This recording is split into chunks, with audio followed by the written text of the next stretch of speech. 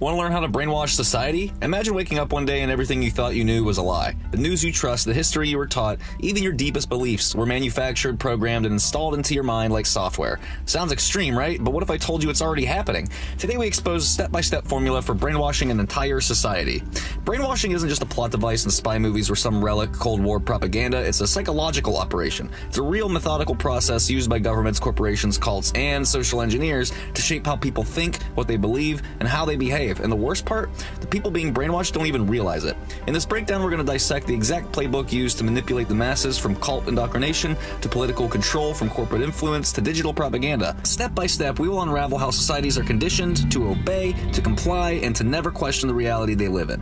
So step 1, control the narrative. First step in brainwashing society is to control what people hear, see, and read. This means dominating the flow of information, owning the media, shaping the news cycles, and deciding what narratives are pushed and which ones are buried. Examples we have, obviously, Germany's Ministry of Propaganda. Joseph Goebbels was Hitler's chief propagandist, once said, "A lie told once remains a lie, but a lie told 1,000 times becomes the truth." By controlling the press, entertainment, and education, rewrote reality for an entire generation. And we have modern examples, big tech and social media algorithms. Today, it's not just governments that control the narrative, it's corporations. Social media platforms decide what trends, what's censored, and what disappears into digital oblivion. Your reality is curated by algorithms, not objectivity. Step 2, use fear and crisis to create compliance. The most powerful weapon in mass manipulation isn't logic, it's fear. A society in fear is a society that's willing to trade its freedom for protection. Crisis psychology and manufactured panic. Every major shift in society comes after a crisis, real or engineered. War, terrorism, pandemics, economic collapses.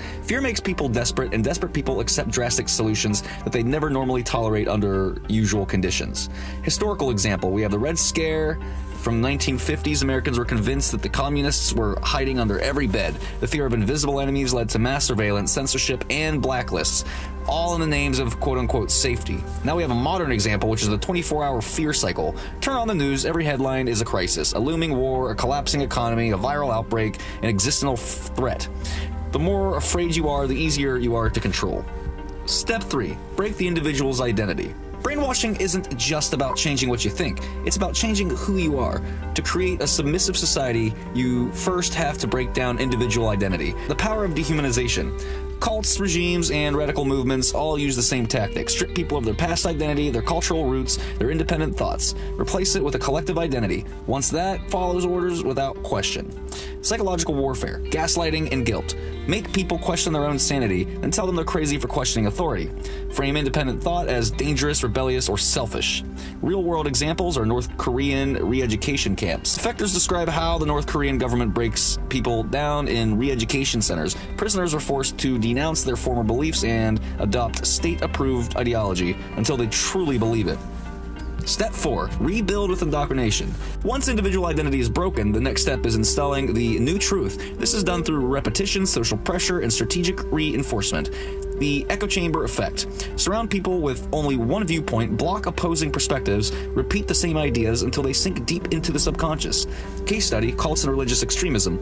From the Jonestown Massacre to the Moonies, cults use isolation and repetitive messaging to purify the minds of members. New recruits are cut from all outside influences and bombarded with the group's ideology 24/7. Step 5, reinforce through peer pressure and reward systems.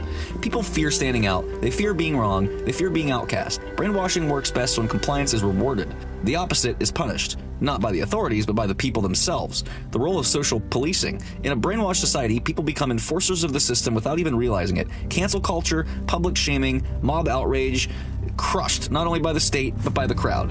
Step 6, normalize the control system.